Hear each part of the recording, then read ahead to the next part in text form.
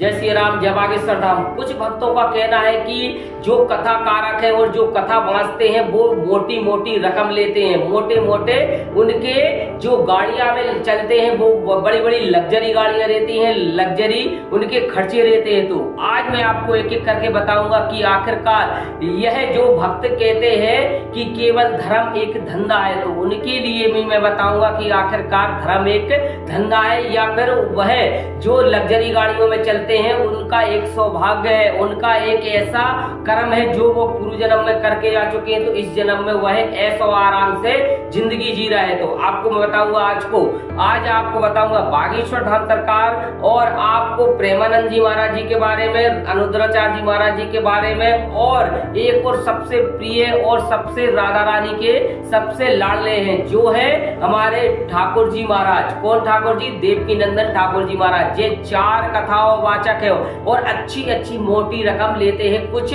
Video में ऐसा कुछ बताते हैं और ऐसा भी यह प्रैक्टिकल है कि अच्छी मोटी रकम ले लेके यह कथा बांधते हैं, परंतु इनका उद्देश्य नहीं है। जैसे सर्वप्रथम मैं आपको बता दूं, सबसे ज्यादा कथा किसी की कराई जाती है तो वो है हमारे बागेश्वर सरकार, बागेश्वर धाम सरकार, पंडित धीरेन्द्र शास्त्री जी महाराज। तो यह एक कथा के लगभग 50 से 60 लाख रुपए इनकी कथा में खर्चा होता है और तमाम इनके जो पंडाल लगते हैं, तमाम इनका जो मेंटेनेंस रहता है, तमाम इनके जो शिष्य मंडल रहते हैं वह भी आते हैं, तो लगभग 50 से 60 लाख रुपए इनका खर्चा बैठता है। तो अब मैं आपको बताऊंगा, जो धर्म विरोधी कुछ ऐसे कहते हैं कि धर्म एक धंधा है, यह धंधा मचा के रखा, धर्म के नाम पर लूट होती है, परंतु मैं आपको बता दूं ना कोई लूट होती है, ना कोई इनका केवल खर्चा इतना रहता है, क्योंकि इन्हें पता है कि पंडाल लगेगा तो लगभग पंडाल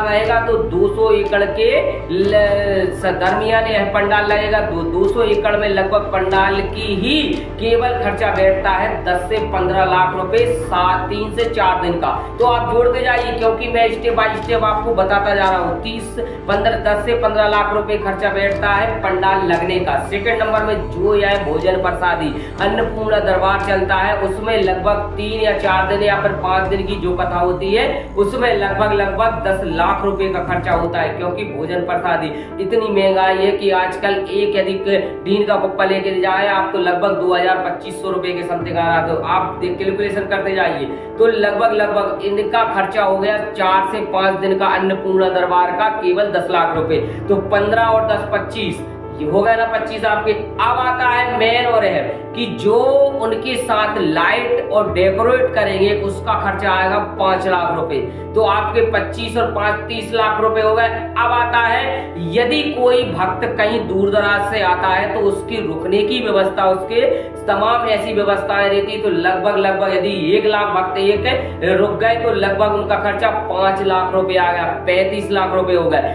अब बागेश्वर सरकार के जो शिष्य लोग आते हैं, जो वह हारमोनियम और जो वह तबला तमाम बजाएंगे, तो वो क्या भूखे तो रहेंगे नहीं, या फिर उनको 4 या 5 दिन वह जब श्री राम जय जय राम या फिर श्री कृष्ण हरे गोविंदा, श्री कृष्ण हरे गोविंदा ऐसे भजन करेंगे तो वो फ्री में तो आएंगे नहीं। तो लगभग उनका खर्चा बैठता है 4 या 5 दिन का लगभग 5 लाख रुपए। तो हो गए आपके 40 लाख रुपए। अब आता है मेन और अंतिम पार्ट में कि 10 लाख रुपए केवल बागेश्वर सरकार, क्योंकि यदि कथा करेंगे तो वो भी भोजन कोई अपने गृह से बांध के तो लाएंगे नहीं, क्योंकि कथा होती है तो वह कथा करके ही जो सम्मेलन होता कन्या विवाह उसमें लगाते हैं पूज्य सरकार। तो कैसे हो गया धर्म का एक धंधा। तो अब आता है नेक्स्ट दूसरा, बागेश्वर सरकार का हो गया, नेक्स्ट दूसरा आता है अनुद्राचार्य जी महाराज जी का। तो अनुद्राचार्य जी महाराज जी का लगभग इतना खर्चा नहीं आता, 15 से 20 लाख या 25 लाख रुपए की कथा एक कथा में होती है। तो उनका भी एक माँ अन्नपूर्णा गौरी गोपाल आश्रम है, जिसमें वो वृद्ध माओ को रखते हैं, वहीं पर उनको भोजन प्रसादी और नित्य प्रतिदिन लगभग 10 से 15 हजार भक्त भोजन करते हैं, जो निःशुल्क रहता है, 1 रुपया नहीं लगता उनको।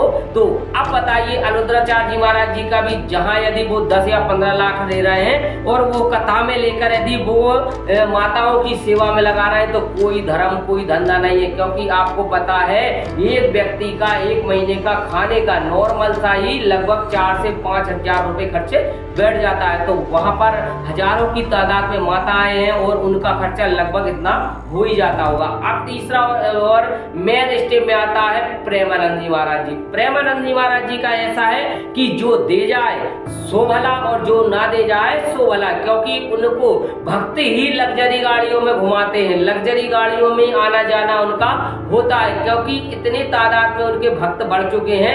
यदि वो निकल जाए तो निकलने में उनको मुश्किल हो जाती है, तो इसलिए वो भक्त ही, ना कोई उन पे नाम पे एक भी गाड़ी, यदि आप उठा के देख लीजिए इतिहास, एक भी गाड़ी उनके नाम पर नहीं है। भक्तों की ही गाड़ी और भक्त ही लाने ले जाने का काम करते हैं और ज्यादातर उनका टाइम वृंदावन में ही श्री राधा रानी जी के सरकार में ही वह चरणों में अपना ध्यान लगाते रहते हैं। और वह ऐसे संत है जो दोनों किडनियां बेकार होने के बाद भी केवल जीवित है और वह पूर्णतः स्वस्थ है।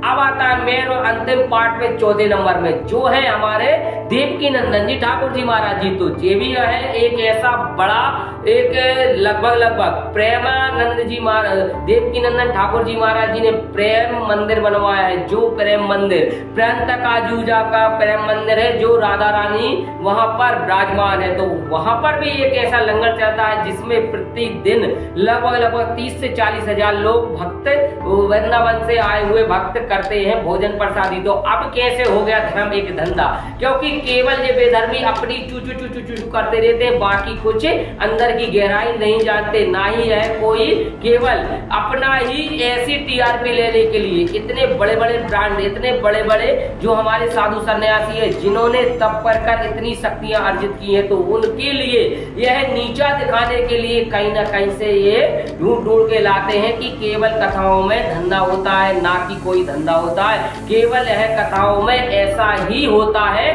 कि अपना वह चढ़ोतरी चढ़ते किसी अन्य दूसरे के प्रश्न पर वहां पर एक खर्चा करते हैं, ना कि कोई अपने ही ऊपर खर्चा करते हैं। तो अतः आपको पूर्णतः समझ में आ गया होगा कि बागेश्वर धाम सरकार से लेकर वह देवकी नंदन जी महाराज जी, अनुद्राचार्य जी महाराज जी, प्रेमानंद जी महाराज जी, सभी को वह अपने अपने जगह बिल्कुल सही है, ना कोई यह धंधा कर रहा है, केवल धर्म का प्रचार कर रहा है। तो आपको वीडियो दिए, आपको अच्छी लगे तो वीडियो को लाइक करें, शेयर करें और कमेंट में जय श्री राम, जय बागेश्वर धाम सरकार।